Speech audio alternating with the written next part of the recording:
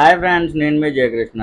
ఇవాళ బిగ్ బాస్లో నామినేషన్స్ అయితే షో అయితే అయిపోయిందనమాట. నామినేషన్స్లో గౌతమ్ని వన్ సైడ్ చేశారు అని చెప్పి, కార్నర్ చేశారని చెప్పి జనాలందరూ సింపతి ఓట్లు అయితే వేసేస్తున్నారు. కానీ నాకైతే గౌతమ్ అంత ఆ, కప్పు కొట్టేంత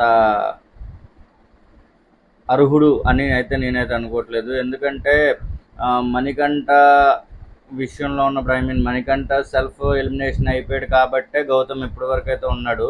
సో ఇప్పుడంటే ఏదో పవన్ కళ్యాణ్ లాగా పైకి ఒక గుడ్డ కట్టుకొని తలకి, లేకపోతే పంచి కట్టుకొని, లేకపోతే ప్రతిదీ నన్ను డిస్రెస్పెక్ట్ చేస్తున్నారు, లేకపోతే నాకు హక్కు ఇవ్వట్లేదు, నాకు మాట్లాడుకునే హక్కు లేదా, ఎవరి హక్కు ఎవరు వాక్కు వాళ్ళది, ఎవరి హక్కు వాళ్ళది అని చెప్పి చిన్న చిన్న డైలాగులు.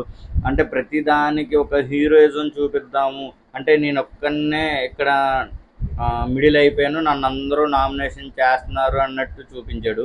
ఇక్కడ గౌతమ్ ఎవరినైతే నామినేషన్ చేశాడో, ఒక పృథ్వీనే కానీ, ప్రేరణ, నెక్స్ట్ నిఖిల్, నబీల్, వీళ్ళ మధ్యలోనే నబీలు గౌతమ్ నామినేషన్ చేశాడు.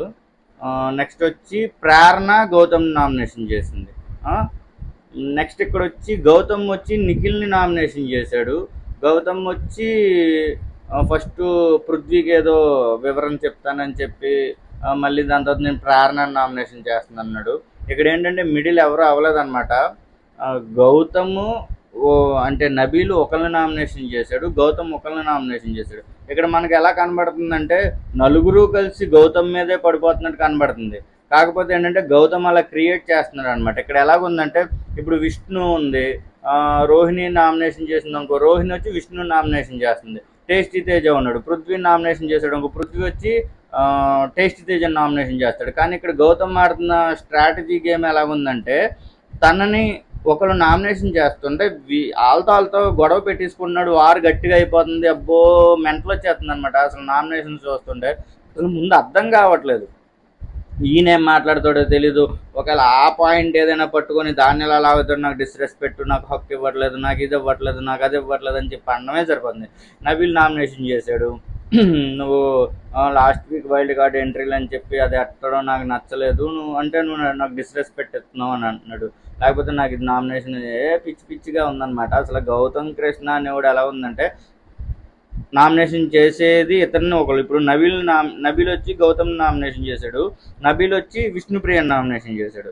సో అక్కడికి బాగానే ఉంది. ఇప్పుడు గౌతమ్ కృష్ణ వచ్చి మామూలుగా అయితే తను ఎవరు నామినేషన్ చేశారో వాళ్ళని నామినేషన్ చేసుకున్నట్టు కనబడుతుంది. అది ఇష్టం కష్టం అని కాదు. ఇక్కడ ఎలా ఉందంటే నలుగురు కలిసి ఆయన మీద పడిపోతున్నట్టు చూపిస్తున్నాడు. ఆయన నామినేషన్ చేసింది నిఖిల్ని, ఆయన నామినేషన్ చేసింది ప్రేరణ అని, అవునా?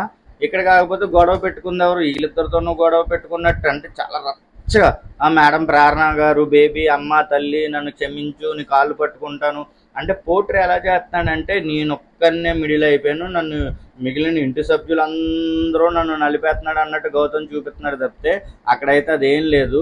కాకపోతే జనాలు చూసేవాళ్ళు ఎలా ఉందంటే, అమ్మో సింపతి పాపం గౌతమ్ కృష్ణని మిడిల్ చేస్తారు, గౌతమ్ కృష్ణని మిడిల్ ఆర్డర్ చేస్తారు అన్నారు. అసలు ఫస్ట్ నుంచి మిడిల్ చేసుకుంటూ వచ్చిన మణికంఠ పాపం సెల్ఫ్ నామినేషన్స్ చేసుకొని బయటికి వెళ్ళిపోయాడు. కొన్ని మణికంఠ ఉండి ఇప్పుడు మణికంఠ ప్లేస్లో గౌతమ్ కృష్ణ టైప్లో మణికంఠ ఉండి మాట్లాడినా మణికంఠ ఒక అన్నం, నన్ను నామినేషన్ చేస్తున్నాను, నన్ను సైడ్ కార్నర్ చేస్తున్నారు. సైడ్ కార్నర్ చేయడం, ప్రతి దాంట్లోనూ వేలెత్తి చూపించింది మణికంఠ. మణికంఠ ప్రెజర్ తట్టుకోలేకపోయాడు. కానీ గౌతమ్ కృష్ణని ఆ విధంగా ఏం చేయట్లా. ఈ గౌతమ్ కృష్ణే కావాలని చెప్పి నాకు హక్కులు ఇవ్వట్లేదు, మానవ ఉల్లంఘనలు జరుగుతున్నాయి, లేకపోతే నాకు నా హక్కు నా వాక్కు నా హక్కు నా మాట నా తీరు, నిఖిల్ కూడా ఆ మాట పట్టుకొని ఎటకారం చేయడం అయితే జరిగిందనమాట. సో చాలా ఫన్నీగా ఉందన్నమాట.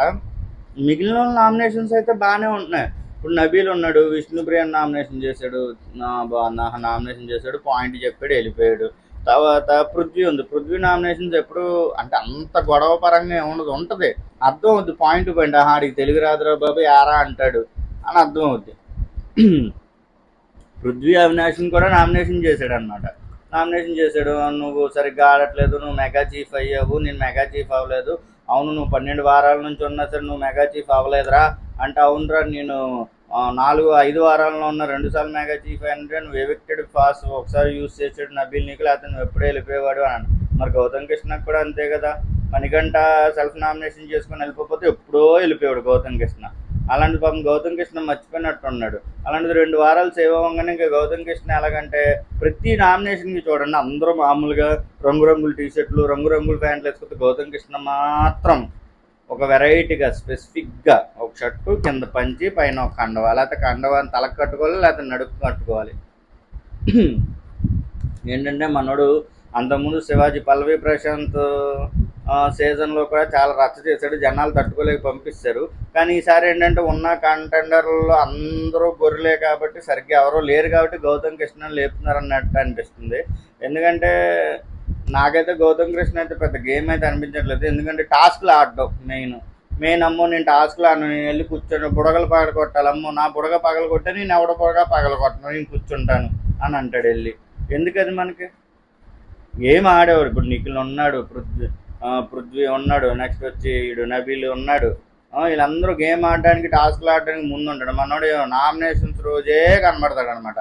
నామినేషన్స్ అక్కడ ఒకటి పట్టించుకొని ఇక్కడ ఒకటి పట్టించుకొని అక్కడ ఒక టవల్ ఎక్కడో తుండు కట్టుకొని వచ్చి నామినేషన్స్లో రత్త రంబోలు చేద్దాం అనుకుంటాడు, లేకపోతే ఒకరు గిల్లుకోడు. ఇప్పుడు ఈ నామినేషన్స్లో పృథ్వీ బొక్క గిల్లాడు. మొన్నేమో నాగార్జున గారు చెప్తున్నా సరే కొద్దిగా రెచ్చిపోయాడు అనమాట. నాగార్జున గారు కూడా అన్నారు నువ్వు మధ్యలో మాట్లాడకు బాబు అని. అంత చెప్తున్నా సరే మనోడికి అర్థం కావట్లేదు. మరి ఆడియన్స్ మాత్రం కార్నర్ చేస్తున్నారు పాపం గౌతమ్ బాబుని అనుకుంటున్నారు. కానీ గౌతమ్ బాబు ఒక స్ట్రాటజీతోనే వస్తున్నాడు. ఏంటంటే నన్ను మిడిల్ చేశారు అంటే ఇన్ని సీజన్లో చూసి వచ్చాడు, మొన్న వెళ్ళి ఈ సీజన్లో కూడా మిడిల్లోంచి వచ్చాడు కాబట్టి తనైతే ఒక రకమైన స్ట్రాటజీ అయితే యూజ్ చేస్తున్నాడు.